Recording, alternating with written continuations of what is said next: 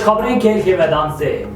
ICC cricket world cup के 7वें match में बांग्लादेश ने टॉस जीतकर इंग्लैंड को पहले बैटिंग करने की दावत दे दी। वर्ल्ड कप का ये मैच भारत के धर्मशाला स्टेडियम में खेला जा रहा है। वाज़ेह है कि दोनों टीमों का ये दूसरा मैच है। इससे कबल इंग्लैंड को अपने पहले मैच में न्यूजीलैंड के हाथों शिकस्त हुई थी, जबकि बांग्लादेश ने अपना पहला मैच जीता था। वर्ल्ड कप 2023 में ग्रीन शर्ट्स का आज दूसरा इम्तिहान है। कौमी क्रिकेट टीम का मुकाबला श्रीलंका से होगा।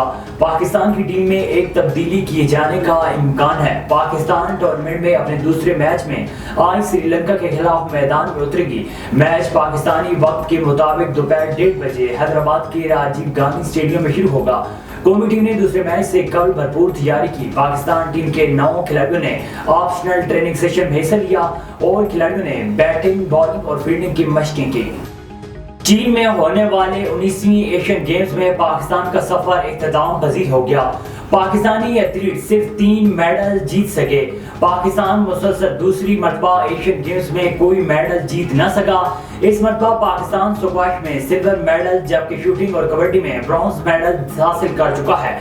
इवेंट में पाकिस्तान के 190 एथलीट 24 मुख्तलिफ खेलों में शरीक हुए थे।